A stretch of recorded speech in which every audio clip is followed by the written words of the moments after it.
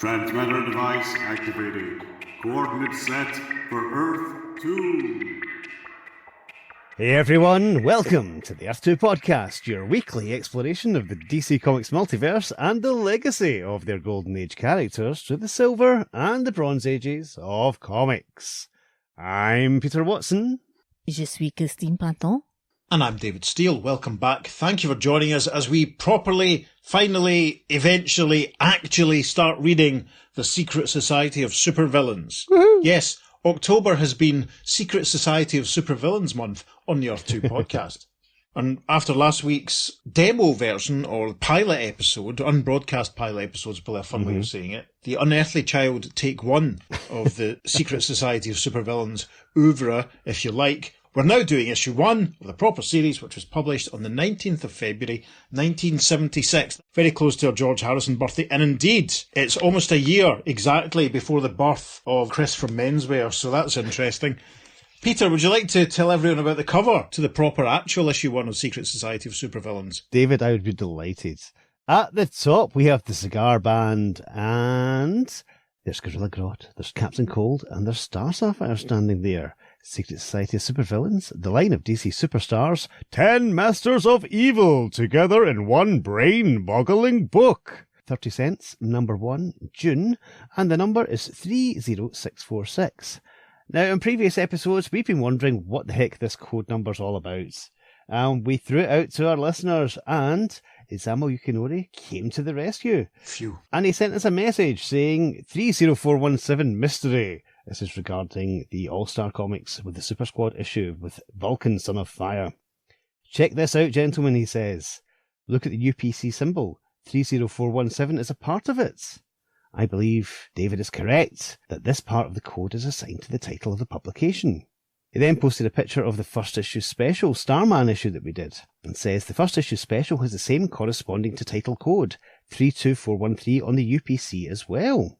And he suspects 70989 is the code for the publisher, which is National DC Comics. And the last two digits from the cover date, 6 for the June All-Star issue and 3 for the March 1st issue special. Yes, and indeed, looking at the cover of Secret Society of Supervillains number 1, the 30646 does form the second half of the barcode, and the 06 right at the end does, of course, correspond to the June cover date. My goodness. So there we go. We will all sleep well tonight, knowing that. Aha. So thank you very much, Isamu. Thank you very much. Yes, thank you. As for the rest of the cover, we have the logo, Secret Society of Supervillains, approved by the Comics Code Authority. But the main image in the cover, we're beside a trash can, so take a drink, listeners. Yes. This trash can is being filled with robot duplicates of the Justice League. We have Hal Jordan Green Lantern, we have Batman, and Flash is strewn at the front of the cover, and they're all got cogs and springs coming out of them. My goodness, these robot duplicates have been smashed to smithereens.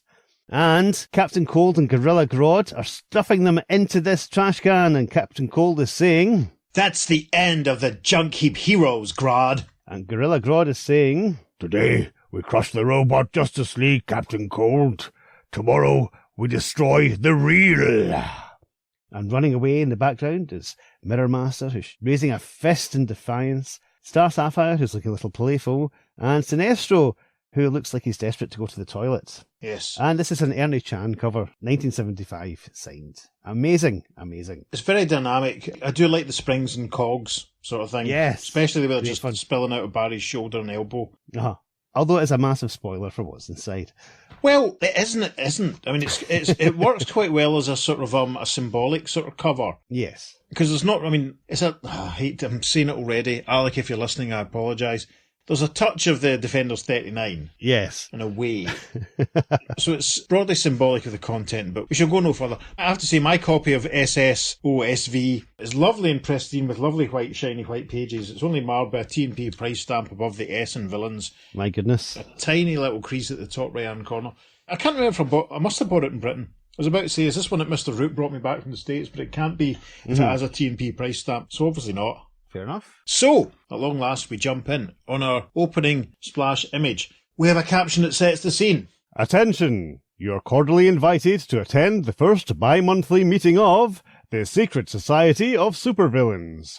Attend or die. Yes, the attention, you're cordially invited part is written in what some people these days call cursive, to suggest that it's maybe an invitation that's been sent out. There's another little jaggy caption beside this that reads, Introducing the wildest supergroup ever. Yes, we're doing a comic about the Travelling Wilburys. Hooray! Yay! At last. Yes. You know, I noticed, I was bagging and boarding some issues of 2000 AD at work the other day, and I noticed it must be issue 600 odds, I'm not sure the precise number. Judge Dredd is scooting alongside a vehicle, he's shouting up at the man that's driving his vehicle, and he says, Travelling Wilburys, you're busted. Yes. And I thought that's quite amusing because it mentions two bands that I'm both quite fond of.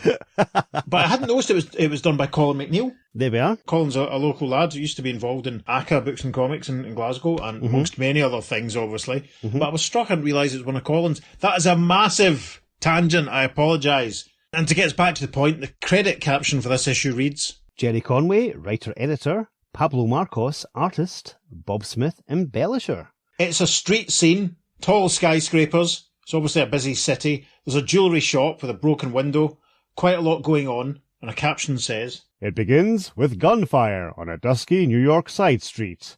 The sharp crack-crack of a guard's pistol followed by the weird hum of another gun.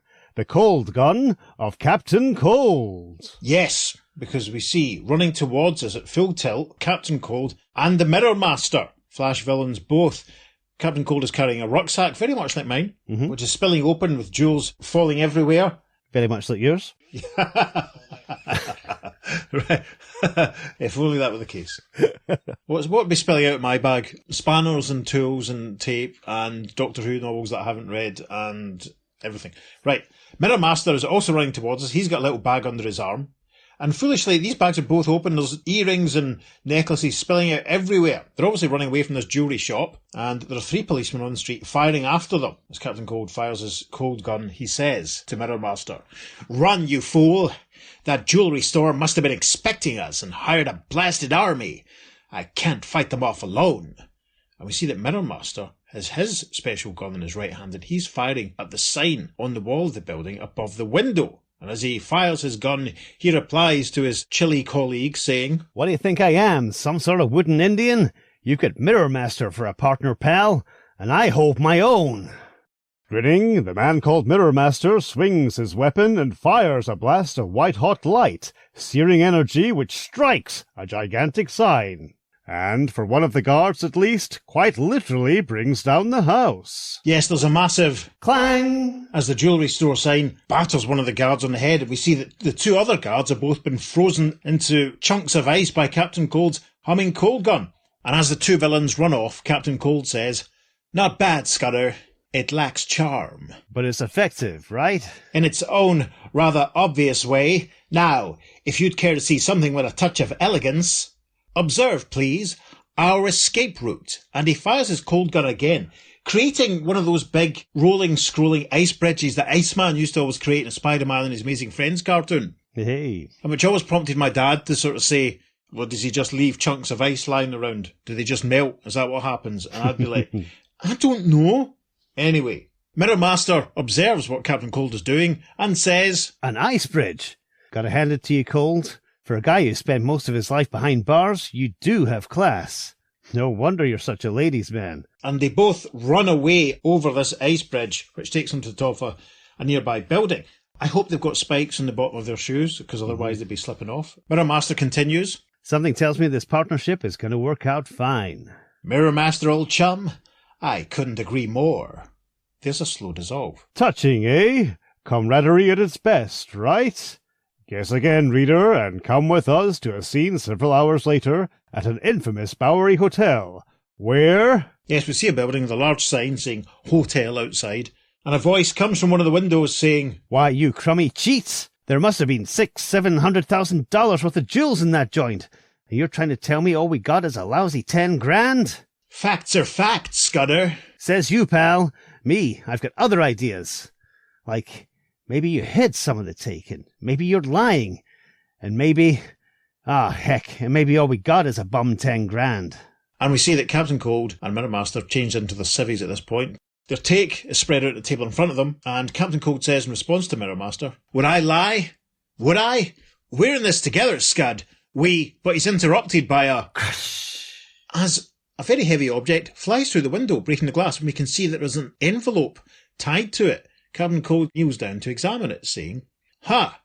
Somebody tossed a rock through our window. What is this? A joke?" Looks like a note, says Mirror Master, noticing the envelope. Captain Cold opens the envelope and says, "Not quite a note, Scudder. An invitation. Eh? Listen, this you're not going to believe." Wait on that, reader, and have patience as we switch scenes again. This time to a hidden kingdom in Africa, known as Gorilla City, home of the genius ape named... "Grodd!" yells one of two gorilla guards that we see wearing hard hats and carrying what look like machine guns. And this gorilla is speaking in response to a massive Jaboom! We see Gorilla Grodd bursting through the walls of his prison, presumably, because the guard who observed him also says, "He's escaping!" As Grodd leaps towards the two guards, he says, That's right, Whitling. Grodd is escaping again. After my last defeat, good King Solivar tried to seal me in this prison forever. But he neglected to chain me as he should have, depending instead on sturdy prison walls. Gorilla Grodd grabs the two guards and slams their heads together, knocking them out as he continues. And, as a human philosopher once said, stone walls do not a prison make, nor iron bars a cage. Some other gorillas are rushing towards him. As he stands over the two unconscious guards, he continues monologuing, saying, I couldn't smash out with one blow, but after 1,000 such blows, even the strongest barrier must fall. Ah, I see the guards have reinforcements. Yes, and as these other gorillas approach, Grodd sort of seems to gesture with the left hand, but then emanating from his forehead, there's a radiating wave of yellow energy as he says, What a perfect opportunity to test my mental power blast. Because of a chemical mist in my cell, I was unable to use my brain energies to free myself. But now, nothing can stop me. Nothing. And then he dissolves almost into a cloud. It seems as though there should be a little pop, but instead there's a caption that reads, Gradually, the triumphant laughter fades, and when it's gone completely, so is Gorilla Grodd. Gosh. Now, we should say there was a little caption at the top, in the middle of one of Grodd's dialogue bubbles there, when he alluded to the events of Super Team Family Issue 3, which, of course, is a story we didn't do, sadly. Maybe if we ever do a Patreon, we'll do it then. Who can say? Who knows? Who can say? Top of the next page, then, after a slow dissolve, we get another scene-setting caption. New scene. You're looking at Special Security Federal Penitentiary Number 3 in upstate New York. It's home to the usual number of burglars, murderers, and embezzlers, plus a few rather more bizarre criminals, such as this slimy character, Copperhead, Serpentine, King of Crime. Yes, and after we met Copperhead a few weeks ago in a Road 2 episode, we see what he's got up to. We see that he's evolved slightly, because we're asserting it's the same guy. This is amazing. Copperhead is slid between the bars of the window of his very high prison cell, and his right arm is stretched out behind him, coiled around one of the bars, as he uses that to gradually lower himself to the ground. And in the next panel, we see him reaching the ground, and there's another guy standing wearing a very similar costume. It almost looks as though he's got a dressing gown over the top of it. As Copperhead slithers down towards this other similarly dressed fellow, Copperhead says, Well done, Davidson. This escape was a masterpiece of timing, especially the way you smuggled in my new improved snake suit during mess hour. Davidson replies, Thanks, boss, but listen, it wasn't me. Eh? You had help, but who? Davidson hands Copperhead an envelope, saying, Some group called the Secret Society gave me money and the costume. They also gave me this. Copperhead, in a very dynamic shot, opens the note and reads it. It's an invitation to the first bi-monthly meeting of the Secret Society. Get the plane, pal. We're heading west to San Francisco, to something called the Sinister Citadel. Guess what, listeners? There's another change of scene, another slow dissolve and another caption. 50,000 miles out in space, 24 hours later, another costumed figure joins our expanding cast. A renegade Green Lantern, Sinestro. Yes, and Sinestro can be seen cutting through space with his yellow ring flashing. Sinestro's been on the show before, hasn't he? Oh, yes, uh-huh. We are probably going to do a couple of issues of the revived Green... Actually, we are going to do a couple of issues of the revived Green Lantern when that starts quite soon. So keep your ears peeled for them. Make sure you're checking the back issue bins. Make sure you're looking up mics to look at the covers and try and work out which ones you might do. Clue, one of them's got Black Canary and one of them features Airwave. Sinestro, cutting through space, is thinking to himself, odd. After all these months, despite the oath I made myself, I'm returning to Earth. Home to the man I hate most in all the universe. Hal Jordan, Green Lantern. Yet, how could I resist such a sublime invitation? And we see Sinestro flying down into the Atmos, basically flying over a large city. His thoughts continue. Whoever is behind this self-styled secret society must be powerful indeed to send a subspace message halfway across a galaxy, merely to request my humble presence. Ah, San Francisco, perhaps this world's loveliest city. Yes, we see the Golden Gate Bridge. Sinestro starts to descend, and he thinks, it's time I altered my appearance to that of an Earthman, a deed simply done with the aid of my illegal power ring. And we see his clothes shift into a regular blue suit, and his skin seems to pale slightly, but he still has the big hooped earring in his right ear, I'm pleased to see. And then we see him standing on the pavement looking up at a very tall skyscraper, and we can also see a nice close-up of his right hand and his power ring, which bears a very familiar Green Lantern-style symbol. Make a note of that for when you write Blackest Night, Jeff Johns. Still surrounded by the golden glow from his ring, as he looks up at the tall building, Sinestro thinks, a mundane mental illusion will prevent the humans from noting my somewhat florid complexion, and a small briefcase will complete the business-like effect. And unless I'm greatly mistaken, that office building must be my destination, the so-called Citadel Sinister. Like some modern-day Tower of Babel, it looms into the twilight sky. High over the surrounding skyscrapers, a gleaming mountain of glass and steel, rising as a mysterious monument to man's technological ambition, soaring a full 100 stories above the city of Seven Hills. The City of Seven Hills, I think, supported the Montrose Avenue on one of their tours. I think it was when they played the Portsmouth Wedgwood rooms, but I could be wrong. Now, excitingly, the caption continues and we get a cutaway of the skyscraper. And Peter loves cutaways, don't you, Peter? Oh, I love a cutaway. Yes, without a doubt. So I'm going to let Peter walk you through the rest of this page. There are 700,000 people in San Francisco, and of those people, fewer than 20 know the true nature of this golden tower. And do even they guess its origin and ultimate purpose, a purpose which will remain concealed for some time? We doubt it, reader. We truly do. And as David said, there is a glorious headquarters cutaway here. Now, we have lots of arrows pointing to lots of rooms, and there's tons of stuff going on here. At the very top floor, we can see a main lab. There's an old-fashioned computer bank with lots of lights flashing on it. And that room is labelled Computer Room, funnily enough. There's another one marked Rec Room. There's guest quarters. There's the library control. I guess they have a very strange librarian working there. Library control?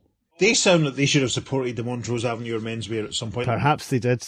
Listeners, before I leave this joke for this week, we're 30 years away from the release of Menswear's debut album, Nuisance. It was released more or less exactly 30 years ago as we speak. Isn't that interesting? Anyway. My goodness. I know. Yes, library control. Downstairs from library control, we have the weapon arsenal. That seems sensible. Beside that, the conference chamber and the medical centre. Underneath that, we have communications, men's suites, main meeting hall. There's a gymnasium and training room. The weapon arsenal is sandwiched between the gym and the library. Yes. That's just asking for trouble. That's where I'd put my weapon arsenal. Anyway, there's the main meetings hall, women's suites, tailor and costume designs. I wonder if Paul Gamby's in there. And there's the main parlour and bar. Most of these rooms that these arrows are pointing to are absolutely blank. Apart from the top floor and a bit of the library, it's quite a bare bones headquarters cutaway, I'll be honest. They could have flipped the axis a little bit so we could have seen into some more of these rooms, but maybe it's possible that some of this issue was done in a hurry to make up for lost time. I'm not sure. I referred to last week's episode. Yes. We flip the page, and as Sinestro enters this massive, astonishing building, looking very smart and suave, the captioning resumes. He was born on a distant planet, this man called Sinestro, and in his lifetime, an existence filled with star-spanning travel, as well as treachery, he's seen wonders which would boggle a human mind, and beauty which would freeze a man's soul to stone.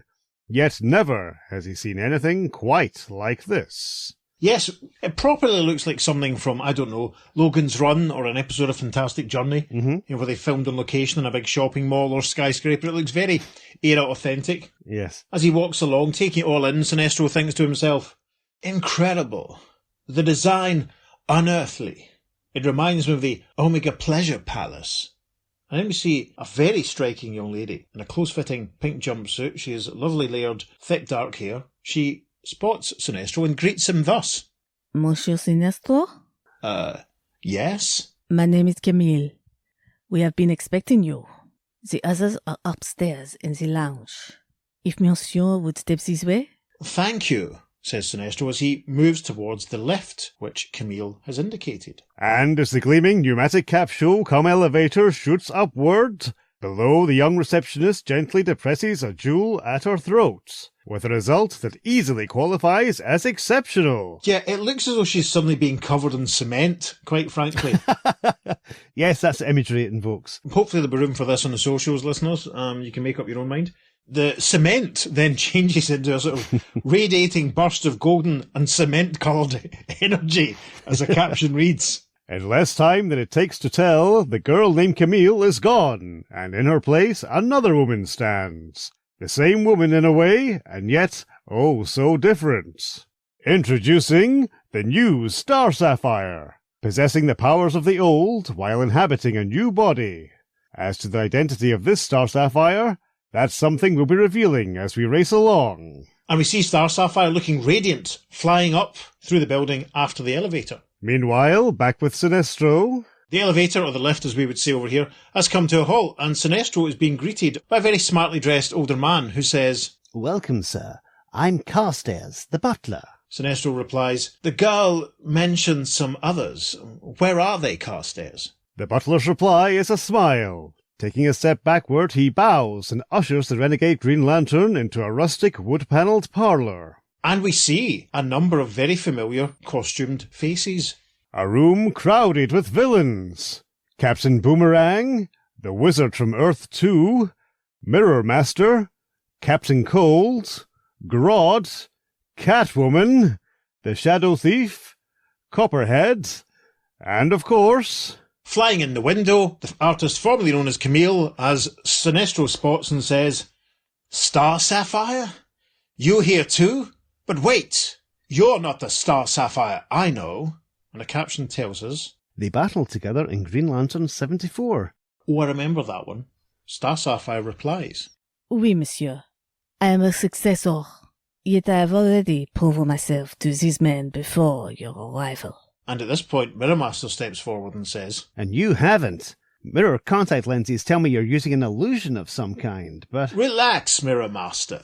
The illusion was produced by my power ring, and that alone must tell you that I am indeed Sinestro. And with a burst of golden energy radiating out from the aforementioned ring, Sinestro is back in his familiar costume. His skin colour returns to normal. Mirror Master opens his mouth to retort, but before he can speak, there's a tremendous smashing. And an enormous Crabash! sound effect. And suddenly the wall of the room breaks down and some other very familiar costume figures burst into the room as the captioning continues. And the startled villains find themselves besieged by... A Star Sapphire cries, The Justice League!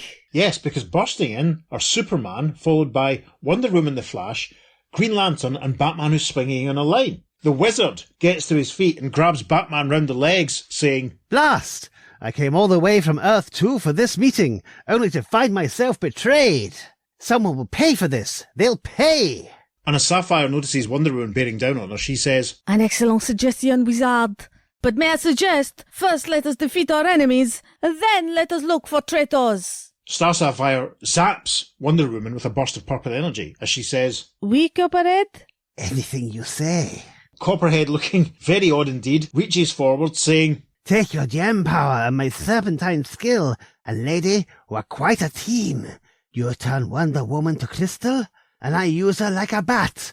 On Batman! Yes, indeed, we see Wonder Woman is shrouded in a sort of purple gas, but then seems to have turned to crystal indeed, as Copperhead swings around and she collides with Batman with a Wow! and we see Green Lantern bearing down on the Shadow Thief, who seems to have tripped over his own feet, as Captain Cold fires after Green Lantern, thinking, something screwy. Usually heroes like Green Lantern can't keep their mouths shut, but now, even as he's gaining on the Shadow Thief, the Emerald Crusader is as talkative as a clam with lockjaw. I can't figure it. And anyway, who cares? And he fires his gun, which puts up a little ice barrier between Green Lantern and Shadow Thief, and with a crump, Green Lantern flies straight into it. Shadow Thief says, Cold, you're a pal. Someday I'll do as much for you. That's what I'm counting on, fella. Speaking of help, looks like Grodd could use some, the way Superman is plastering him all over the wall. And indeed we see Supes punching at Grodd. Grodd is falling back, taking chunks out of the wall. Grodd isn't too impressed at what Cold has said. He replies, Ugh, nonsense. The day I can't handle myself is the day I surrender to King Solivar. No one uses Gorilla Grodd for a punching bag. Not even the vaunted Man of Steel. And with that, Grodd launches forward, colliding with Supes, who falls back against the desk with a Choom! In the background, we see Grodd slamming Superman to the ground, as in the foreground, we see the Flash grabbing Mirror Master by his mask and punching him on the jaw, as poor Mirror Master thinks. Don't get it. Why is Flash just punching me instead of trying some super speed trick? No time to think about that. Only time to use my new prism mirror to blast Flash out of this world. Yes, and we see that in his right hand, Mirror Master has what just looks like a little cube, to be honest. But it glows, and a burst of energy radiates from it and strikes the Flash. Mirror Master's thoughts continue. Huh? I did it. Mirror Master doesn't seem to be the only one who's surprised, because across the room we see Grodd standing over Superman. Superman's costume has been torn open at the chest, and inside, well, that doesn't look like... Probably leave it to Grodd to think as he says, Gentlemen, there's something very wrong here. This isn't Superman. It's a robot. Yes, and we see all the metallic bits and bobs and coils and levers and such like. The other villains look on in horror, as off camera a voice says, all of those heroes are robots, Grodd. The villains all turn at the sound of the voice, with Captain Cold saying, who the heck? But he's cut off, as a familiar figure says, watch your tongue, Cold. You might say I'm your host substitute. And I go by the name Manhunter. And we see the familiar figure, with the big wide red sleeves, and the weird wide white collar, and the white trunks over the red leggings, and the weird blue detailing round his calves. Yep, it's the Manhunter who we met previously when we did the Archie Goodwin and Walt Simonson stories, and also we met a version of him in the unbroadcast pilot last week. He continues, in a way, this fight was a demonstration, a practical display of the need for a secret society, to fight them, the heroes, our mortal enemies, and by them he is pointing at some statues of Superman, Green Lantern, Flash, Batman and Wonder Woman, which are standing round a room which the villains have accessed through the double doors that Manhunter was standing in front of. Listeners, if you've got a copy of this comic or the hardcover reprint to hand, please read along, because it'll make plenty of sense, I promise you. Manhunter throws the doors wide open. We see there's a large conference table with a number of chairs sat all around it. Each of us here is what society calls a master villain, an outlaw, a renegade. You, Sinestro, you used to be a Green Lantern until greed corrupted you, as it corrupted Mirror Master, and Star Sapphire, and Grodd, and Captain Cold. And it seems as though Manhunt's counting everyone off on his fingers here, the way he's standing. He continues, all of us, in fact. I'm the clone of a man named Paul Kirk, and greed's got me too. We're loners, or at least we were. That's all changed now, if we so decide. We can have our own secret society of supervillains, our own headquarters, even our own butler. And he indicates towards Carstairs, who bows meekly. Manhunter perches himself on the large conference table, as Captain Cold says. And the catch, Manhunter? That's got to be one. There is, Cold. We each need to prove ourselves to our financier, a man who for the moment shall remain nameless. And the first two who'll have to prove themselves are you. And he gestures towards Gorilla Grodd and Copperhead. Copperhead exclaims, You crazy! And Grodd looks furious as he says, This is an insult, my friend. In fact, this entire affair is a farce. Prove ourselves to some mysterious benefactor? Why should we? Why? For the only reason any of us do anything, Grodd, replies the Manhunter. Enlightened self-interest. Yeah, maybe if this society is half as good as I think it can be. Very well, Manhunter. A test. Tell us what to do. And Manhunter seems to smile. Manhunter's next words are curt and to the point, and so, less than 30 minutes later, as the afternoon becomes early evening... It's a nice ocean view! And take a drink, because we can see a lighthouse. We haven't had a lighthouse for a very long time. Mm-hmm. Was it in the Brave and the Bold with Sergeant Rock, and the time before that Brave and the Bold with Batman and the Flash? Yes and yes. Take a drink, listeners. Any time a lighthouse pops up, you're allowed to do that as well now. It's just a shame there's not a full moon hanging over. But anyway, flying towards this lighthouse is a little silver vehicle, like a mini compromised Quinjet. Yes. Jets at the back, sort of skids underneath a glass canopy. From inside, we hear the voice of Copperhead saying, That lighthouse ahead. You're sure that's our destination, Grodd? No error is possible, since I checked Manhunter's information through the use of my mental powers, probing the minds of the men guarding this lonely scientific outpost. And we see the little mini Quinjet coming to rest, floating in the water, beside the rocks at the base of the lighthouse. They open the canopy on the capsule. Copperhead looks up at the lighthouse saying, A secret government lab here in San Francisco Bay. Wild, huh? Quite. I suggest you act, Copperhead. Now! With a grunt, Copperhead slips from the beached flyer, slithers through the murky shadows, and, like the snake he resembles, makes his way up the stone tower, while Gorilla Grodd prepares a distracting disturbance below. Yes, we see Copperhead slithering up the side of the lighthouse, making like the Doctor in Horror Fang Rock, and we see a handful of blue uniformed guards, all with rifles over their shoulder, standing on the rocks underneath. And below them still is the form of Gorilla Grodd, who lifts a massive rock with a creak and hurls it up towards the guards, saying, Greetings, gentlemen. The rock arrives with a Smash! sending a number of the guards flying. Looks like a few of them go into the water, which is awful. Grodd climbs up over the remaining rocks towards the remaining guards, saying, In case you haven't noticed, allow me to point out, you're under attack. One of the guards exclaims, a gorilla! A talking gorilla! And as Grodd leaps towards him and his pal, Grodd says, For an underprivileged Homo sapien, you're truly perceptive, my hairless friend. I am indeed a talking gorilla. And unlike the simians portrayed in your grotesque Planet of the Apes film, I am not a costumed actor. On the contrary, I assure you, I'm quite real. And he grabs for a couple of the guards. We also see running out the base of the lighthouse a couple more reinforcement guards, all with rifles, all with guns. One of them mutters to himself, Holy mama! And in the next panel, we see that Grodd has grabbed one of the guards, lifting him up over his head, as the guard says, Fred! Tell me this isn't happening! I would if I could, but I can't, says his pal, who's trying to wrestle with Grodd. And then the poor lad, who is lifted up, is thrown down, slams into one of the other guards, saying, Fred, I was afraid you were going to say... Oh! And there's a massive bump sound effect as they collide. Gosh! Grodd, satisfied, thinks to himself, Excellent. I've drawn all the guards outside, leaving Copperhead a clear field above. The slithering fool. If he misses the opportunity I provided him, I'll wring his neck personally. And as Grodd looks up to the top of the lighthouse, we see Copperhead slithering up and over the sort of little balcony which surrounds the top of the building, and we then see him crawling inside the building in the first panel of the next page, as he thinks to himself, What do you know? That refugee from a King Kong movie was right. This is a secret government lab. And that gizmo on the stand is what we came for. Copperhead has made his way into what's obviously a laboratory, all sorts of weird Jack Kirby-style equipment ranged around the room. But in the foreground of the image, we see a man in a brown suit, slick back, thinning white hair, an older man, and he's standing looking at a blue globe, which is balanced on a little small table in front of him. Copperhead, sneaking in behind the old man who hasn't spotted him yet, he thinks to himself, A protected sphere of solid plutonium, guarded by one creepy old man. Copperhead slinks towards the old man, thinking, Shouldn't be too hard. The geezer will probably faint when he... And then he screams, Yeah! Because the old man has turned around and fired a pistol at him with a Pow! saying, Hold it, mister. One more move and I'll ventilate your suit.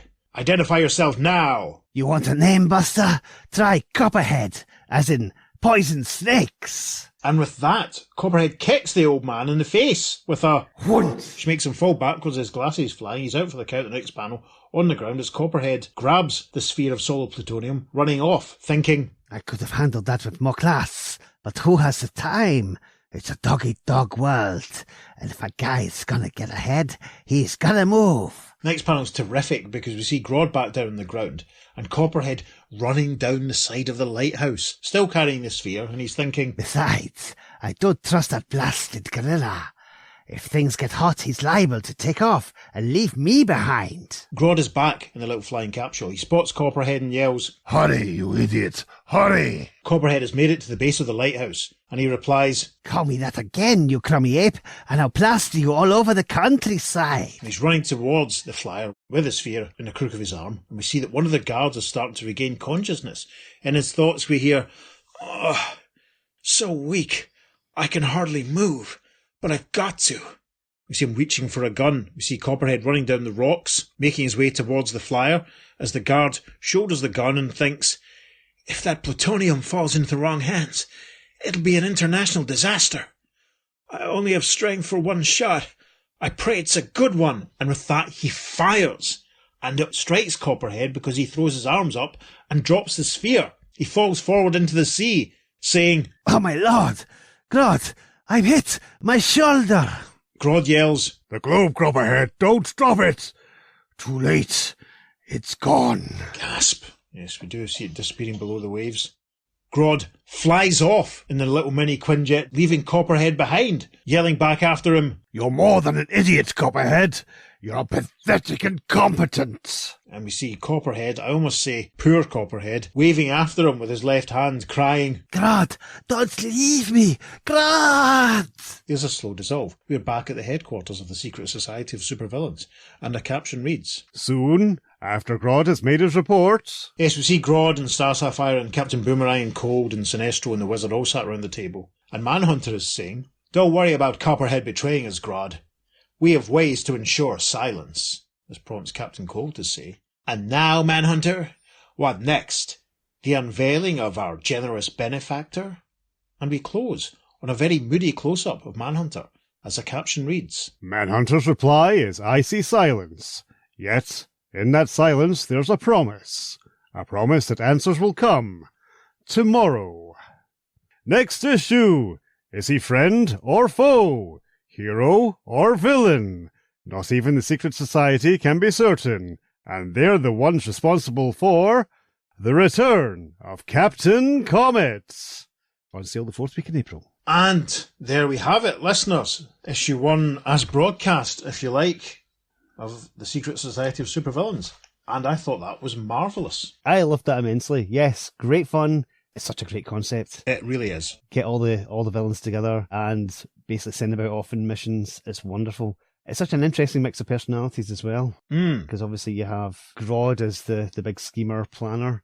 Copperhead is just creepy and literally slithery and slimy. Mm-hmm. And of course the Flash Rogues, Boomerang, Mirror Master and Captain Cold are just classic villains. I mean, you know, for a team, they're perfect. It's really interesting to see so many Flash villains together in one place. Mm-hmm. Am I right to think Grodd doesn't spend quite as much time teaming up with the other Flash villains as some of the other Flash villains do? Yeah, that's very true. He's more manipulated of them from time to time. Right. But he sees them all as lesser beings. He sees all humans as lesser beings, let's be honest. Of course, he was kind of responsible for the Rogues all coming together in the first place. Right, of course. But that's one of the few times he's actually really had major interactions with them, to be honest. It's a great cast of villains. I mean, they make a very good Injustice League, almost, to coin a phrase. Mm-hmm.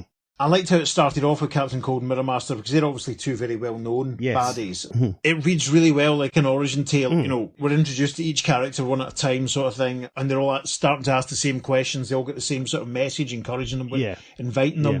I love the stuff with Sinestro. Oh yes, without a doubt. That was really, really cool. And I'm intrigued at this new Star Sapphire because obviously, generally it's been Carol Ferris, and Star Sapphire, we know, has a storied history. When we do our second Road to Secret Society Supervillains episode, probably some point next year, we will deal with the Golden Age Star Sapphire then when we get to her. Yes. I have many questions about who this Camille girl could be and what happened that she ended up in this position. And that's a great place to thank Justine for stepping in to play Camille, aka Star Sapphire. She might not be able to play on every appearance going forward, but it helped break up the acting required for this large cast episode. I was amused by the invitation which mentioned the first bi-monthly meeting of the Secret Society because obviously it's a bi-monthly comic. Yes. We should obviously mention the fact that Catwoman is listed on that page but doesn't actually feature at all. Yes. That is fascinating. That's hilarious. Obviously that's either an error by the artist or a last-minute editorial change and they didn't change the caption. Mm. A room crowded with villains: Captain Boomerang, the Wizard from Earth 2, Mirror Master, Captain Cold, Grodd, Catwoman, the Shadow Thief, and Copperhead. Yes. Yes, and Catwoman is definitely not in any single panel, not No. even in the background. She's not there at all, not involved in anything that happens. So if you spotted that, listeners, and wondered why we didn't make any mention of her, that's why. It's because she's not there. Perhaps she's hanging out in the parlour or bar or in the women's suites. That's true. Well, maybe she's in the women's suites the whole time. Could be. She might be in library control. Maybe she's using the gym. Maybe she's using the litter box. Who knows? Maybe she's getting a new costume designed. That'll be it. Listeners, when Peter and I read our DC comic, we will tell you what Catwoman was doing in issue 1 of Secret Society of Supervillains. Just you wait and see. I love the structure of this story. It's a classic putting the band together tale. Yes. But starting off with Mirror Master and Captain Cold is the street level guys. And you've got a bit of banter between the two of them as it is. Then it expands to Grodd, bringing in a bit more of the fantastic. Then it comes to Copperhead, again, breaking out of prison, showing that this society have got some sort of power, which is great. Then it cuts to Sinestro, that they've managed to contact through space. And then he basically arrives, and the alien sees all the stuff first. Yes. We see it through his eyes. He sees this 100-story skyscraper in San Francisco. Now, I don't know much about San Francisco, but I know it's very hilly, and I don't think there's that many skyscrapers in. Certainly not a 100-story one, I don't think. No. So That's a good point, actually, yes. I mean, I imagine that because of the risk of earthquakes, maybe they don't build that many. yeah. Will there be an earthquake in San Francisco during the course of this series? We shall have to see. I like what we said there about getting the band together. It feels very natural. I mean, it's also a little bit more measured than the pilot episode, as it were. Yes, I have. Because this is a gradual thing of them all being tested, whereas the pilot had them all rushing out together. Yeah, there's a lot more character in this than there was in the pilot episodes. Yeah.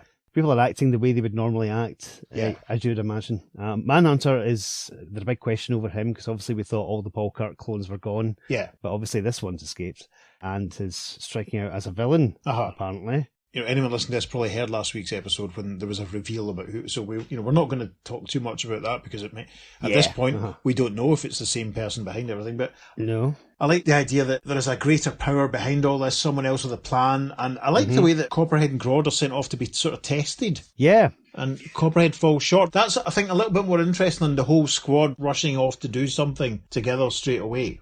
Yes, it's a better way to show that they can be team players, because if it was everyone out as a huge team, then they'd just be tripping over themselves, as it kind of showed when they were being attacked by the Robot Justice League. They were showing some sort of teamwork, and it's like, hey, look what you guys can do when you just work together. Yes. Whereas this was a lot more interesting. But I must say, a sphere of plutonium, I don't think that's something you should just have casually at the top of a lighthouse, being handled by this old dude. Yeah. And then getting dropped into the bay. I mean, that's going to irradiate that for years. Yeah. And of course, the old dude was quite handy. He had a gun on him. He was almost expecting trouble. Yes. So it'd be interesting to see if he comes back. Maybe he gained extra sensory powers from the radiation from the plutonium. Oh, maybe. I have nothing to say that he didn't. I have to be honest. When we write our DC comic, yes, old dude man will return. Yes. You've got to love as well Grodd's mention of Planet of the Apes, because obviously that was out. Yes. It's a couple of years before this. Oh, it's a few. I mean, there've been sequels by this point. Yeah. There've been a few sequels. The TV series probably had started by this point, I think, as well. Yeah. So it's great, because obviously that's in the cultural zeitgeist. And obviously the Planet of the Apes adverts are all over comics at this time. You know, get your standees. Marvel are doing a Planet of the Apes series. Of course. We should probably have looked that up to see when the publication dates of that were, but, we're not a Planet of the Apes podcast. If there is a Planet of the Apes podcast, someone let me know, because I would listen to it. Oh, yeah, definitely. Have you ever seen the TV series? Oh, yeah, I've got it, Oh, me too. I remember buying it with some of my gift vouchers that I got for being at HMV for 10 years. It's excellent. It's 100 times better than any of these sort of series needed to be. It's really, really good, listeners. If you've never seen it, get a hold of it. It's only, about 14 episodes or something anyway, isn't it? Yeah. I think there was a couple episodes on the DVD that weren't originally broadcast in the States, but apparently, sure, over here on BBC One apparently did very well. My mum told me once when there was a clip on Telly Addicts. Hey. Cool. No, that's zeitgeisty thing. It feels a bit unusual for a DC comic at this time in a way. It feels very Marvel-y. The way the story was told, it didn't really lend itself very well to straightforward podcast reading. There's quite a few moments when the captions and the art kind of bleed over each other, and the storytelling's very good. It's very visual. Stuff happening simultaneously to the captioning. So a couple of points that kind of tripped me up a little bit there in the telling. Of course, Peter's editing will have removed all of that, but you might get some of the fluffs at the end. Stay tuned. It was very fast moving. It's fascinating to just think how completely different it really is from the pilot. Yeah, and how superior it is as well. Yeah. Seriously, this is so much more entertaining than that failed pilot from last week. I mean, the interesting stuff in the pilot for me was Clayface being disguised as the general and all that. And of course, the reveal of who was supposedly in charge. And even with a week's retrospect looking back on the pilot from this one, the pilot really does feel like a loosely sketched pitch document rather than the first issue of an ongoing. There's no real mystery about what's going on. It almost seems to be in a hurry to kind of get things on, whereas this issue 1 feels very modern. Yeah. I mean, it's obviously a lot denser than contemporary comics are, but it still feels, you know, when I first read this in the 90s, it probably stood comparison with a lot of stuff that's being published in. There's a lot going on, a lot of characterization, a lot being set up. Very, very interesting. Yeah, without a doubt. The fact that they dropped Clayface from the pilot and didn't use him in this, I think, is really interesting. Yeah. Unless, of course, Carstairs the Butler is actually Clayface in disguise. We might find out in the next issue. Who can say? Will Clayface appear in the series? No. I was about to say stay tuned, but we know that he won't. Unless he's to someone in the background all the time. Yeah. I was heartened that the Wizards mentioned that he'd travelled over from Earth 2. Yes, that was good. That helps justify us doing the series. The presence of Manhunter was enough for us to justify doing the series. If they hadn't both been in this issue, we might have been more selective with which issues we covered of this series. Yeah. It falls into a remit again because there's some Earth 2 guys, Golden Age legacy stuff going on. Paul Kirk is mentioned by name. Yep. The implication is, because there are so many Flash villains here, and what the Wizard says, that this is on Earth 1, which again suggests that the Paul Kirk Manhunter operated on Earth 1. More evidence for that for us to hold up when we get to All-Star Squadron, etc., etc. No, I really liked this. I really did. Yeah. Shadow Thief's an interesting one to include, I'll be honest, because he's got one line in it. He doesn't actually use any of his powers. And as we'll discover, he's pretty much dropped straight away. Spoilers. When we get to the next issue. It's good that it included a Hawkman villain in here. And he is one of the more interesting ones. But he does absolutely nothing here. I think they realise it's a bit of a crowded cast and he's doing nothing. So let's just quietly get him out the door. But yeah, it's still interesting that they included him. I actually misremembered this. I thought he didn't actually have anything to say at all in this issue. So I misremembered that. But he has got one line. So yeah, it's interesting that Cole comes to his rescue rather than perhaps, I don't know, Shadow Thief using his shadow powers to escape from Green Lantern. I don't know. You'd think, yeah. Captain Boomerang doesn't say anything at all. Although in the introductory panel of all the villains, he looks really young in that. He looks like Archie or Jimmy Olsen, perhaps, when he's sitting back playing with his boomerang. Oh yeah, I see what you mean. Yeah, because he does look like Archie, because the way he's been shaded, you can't see his sideburns and all that. Yeah, it's weird. He looks so much younger. And it kind of looks like the Wizard's reaching for his crotch. I think he's just checking out his boomerang. Interesting. On that bombshell. Shall we move to the contemporary correspondence? Let's do so. Let's jump to issue 3. And The Sinister Citadel is the title of the letter column. And the first letter says, Dear Jerry, some will hail the Secret Society of Supervillains as a revolutionary concept in comics. Others will call it an overly ambitious piece of fluff. The plain fact is that not everyone is adequately prepared for the arrival of the society. Whether or not the society is actually necessary is also a debatable matter. This letter seems to be echoing one of my favourite Monty Python sketches, which is the Royal Society for putting things on top of other things. Anyway. So the main question is the Secret Society of Supervillains a true-to-life masterpiece, or is it a piece of trash masquerading as a comic mag? Point 1. Mag-starring villains have recently come into a new limelight. Marvel started the trend by starring Doctor Doom in his own series and featured anti-heroes. But these stories were all geared so that the villain or anti-hero was placed in a situation where his actions would make him a bona fide hero, even if he took the situation grudgingly. National changed the villain as a hero concept entirely by starting the Joker in his own mag, where he still retained his maniacal villainness, and was usually the guy we all hoped would lose. Via the utilisation of an atmosphere of jokes and the high emphasis on the Joker's madness, the book is a success in its own right, and is truly a revolutionary piece in itself. Point 2. Now we have the Society, and their intentions are purely for their own benefit. So far we have seen no earth-shaking menace for them to conquer. They became the Society because they want to conquer. Is this revolutionary or simply a poor idea? Reaction will be very split, and you, Jerry, will have to answer to both sides. Point 3. It has been pointed out countless times before that the reason the JLA always prevailed over their villainous counterparts was they showed a spirit of teamwork absent in all the bad guy supergroups. The members of the SSSV, catchy, huh, show a small amount of contempt for each other, and they always blame the other guy for the mistakes made. But the Manhunter clone seems to possess an ability to garner comradeship. If the rest of the society picks up this ability, they will be virtually unbeatable. But then again, their selfishness is their weakest and most vulnerable spot. It could lead to their downfall, or their absolute triumph if they learn to overcome it. On other points, I like Manhunter as the leader, but wish he would really express his evilness. The appearance of this clone could mystify Christine St. Clair enough to set her on his trail. Don't make any drastic membership changes until you're sure you have... Sorry, I have to laugh at that straight away. Don't make any drastic membership changes until you're sure you have what everyone wants. And, look at the bright side, Jer. If this book flops, you can just have the JLA mop up the society in their own mag. This is the sort of built-in protection few books have the luck to get. And that's from Rod McLaughlin, Ramsey, Montana. Editorial response reads, funny you should mention the idea of having the JLA mop up the villains, Rod, since that's exactly what's being done in The Joker right now. Actually, it isn't so funny, because your other points also hit several nails on the head. We do have the overwhelming menace of spoiler for the villains to face, and had it in mind from the first issue, and the Manhunter's clone's unusually positive characteristics are due to the fact that he's not very villainous. Do keep in touch, since we never know what we're doing next. It's nice to know that someone does. The next letter goes like this. Dear Jerry and Paul, you solicit a letter, you get one. The Secret Society of Supervillains is a very promising book, though it'll be rather hard to cheer bad guys. Oh well. The art is super, and the organisational meeting was handled exquisitely. Now, if I may, I'd like to give comments on the various members of this exclusive club. Sinestro, probably the wickedest of the bunch. I liked his Earthling disguise. Mirror Master, my favourite member of the Flash Rogues Gallery. Good to see him there. Probably Peter and I's favourite member too, to be honest. Absolutely, yes. Captain Boomerang, a bit weak. I hope to see him dropped. He's boring. Well, he didn't really actually do anything. Get the chance to do anything here, so that's a bit harsh. Grodd, an egotistical ape, provides contrast, admittedly, but he's more unnerving than evil. Captain Cold, a great character, but why so many Flash villains? Copperhead. Ah, I remember him from Brave and the Bold number 78.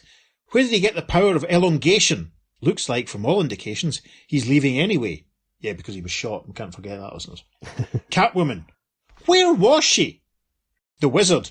Probably a valuable asset to the club. No more need to be said. Shadow Thief. Again, a good character for contrast, but until he's developed, no comment. Star Sapphire. Sacre bleu.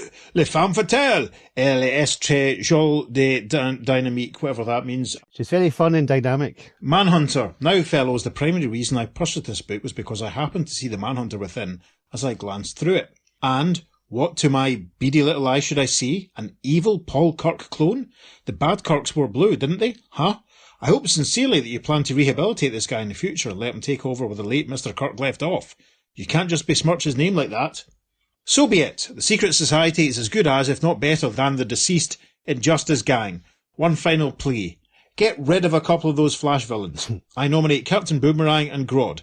I'd like to see the Clue Master, the Riddler, the Scarecrow, the Parasite, Two-Face, Black Manta or Black Hand, take your pick, step in. And that's from Clint Buck Thomas, Oak Hill, West Virginia. Ross, is that anywhere near you? Do let us know.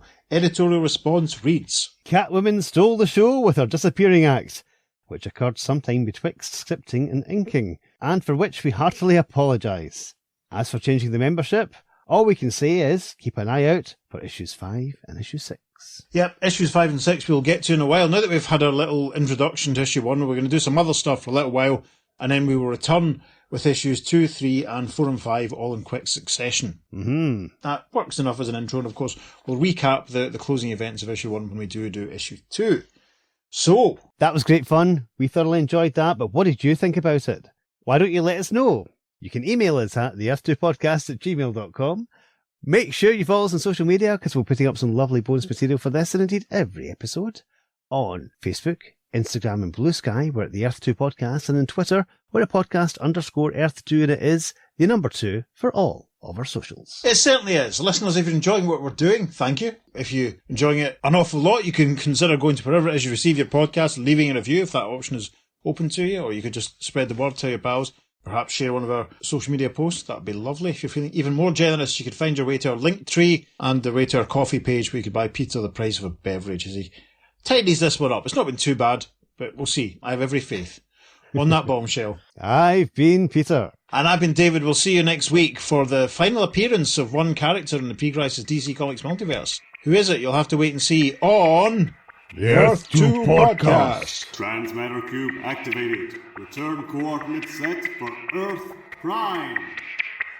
It begins with gunfire on a dusky New York site. It begins with Peter messing up his line. It's home to the usual numbers of burglars, murderers, and embezzlers. What? That was hilarious. I don't know who you sounded like, but you sounded like someone.